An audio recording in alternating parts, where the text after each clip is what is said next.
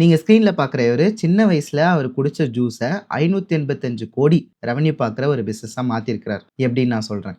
Cocker cocoa கோலால work பண்ணிட்டு இருந்திருக்கிறார். இந்த பேர் எங்கேயோ கேட்ட மாரி இருக்குல்ல? காக்கர் இவரு கோகோ கோலால வொர்க் பண்ணிட்டு இருந்தப்போ, வீட்ல செஞ்ச ஜூஸ்லாம் ஆஃபீஸ்க்கு எடுத்துட்டு போவாராம். அவரோட கலீக்ஸ்க்கு அந்த ஜூஸஸ் ரொம்ப புடிச்சிருந்திருக்கு. நம்மளுக்கு அடிக்கடி தோணும் இல்லையா? நம்ம ஏன் ஒரு டீ கடை வைக்கக்கூடாது அப்படின்ட்டு. நம்ம ஒண்ணு டீ கடையை போடுறோம் நம்ம இப்ப. பிசினஸ் ஆரம்பிச்சிடலாமா? ஆரம்பிச்சிருவோம். அதே மாரி அவருக்கும் தோணியிருக்கு. நம்ம ஏன் ஒரு ஜூஸ் கடை வைக்கக்கூடாது அப்படின்னு கிடையாது. இந்த ஜூஸஸ பாக்கெட் போட்டு நம்ம ஏன் ப்ராடக்ட்டா விக்கக்கூடாது அப்படின்ட்டு. 2013ல பேப்பர் போட்டுன்ற கம்பெனி ஆரம்பிக்கிறார். ஆனா ஒரு ப்ராப்ளம். மெஜாரிட்டி ஆஃப் ரீட்டெயில் ஷாப்ஸோட டாப் ஷெல்ஃப்ஸ்ல கோகோ கோலா, பெப்சின்ற மாரி ஜெயண்ட்ஸ் தான் இருந்திருக்காங்க. ஸோ ஒரு நியூ பிராண்டுக்கு ஸ்பேஸ் கிடைக்கிறது ரொம்ப கஷ்டம். அப்பதான் நம்ம காக்கர் என்ன பண்றாரு, இது வெறும் ஜூஸ் கிடையாது. இது உங்களோட சைல்ட்ஹுட் மெமரி அப்படின்னு அட்வர்டைஸ் பண்றாரு. இந்த சம்மர் டைம்ல மேங்கோ ஜூஸ், லெமன் ஜூஸ்லாம் போட்டு குடிப்போம். இப்போ இருக்கிற மாரி அப்போலாம் எல்லா வீட்லயும்லாம் ஏசி இருக்காது.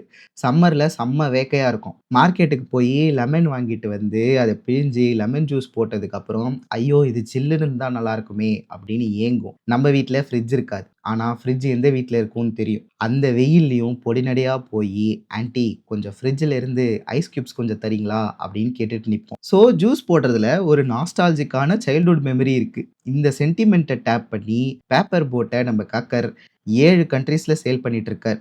காக்கர் ஃபினான்ஷியல் இயர் 2024ல 585 கோடி பார்த்திருக்கு இந்த கம்பெனி.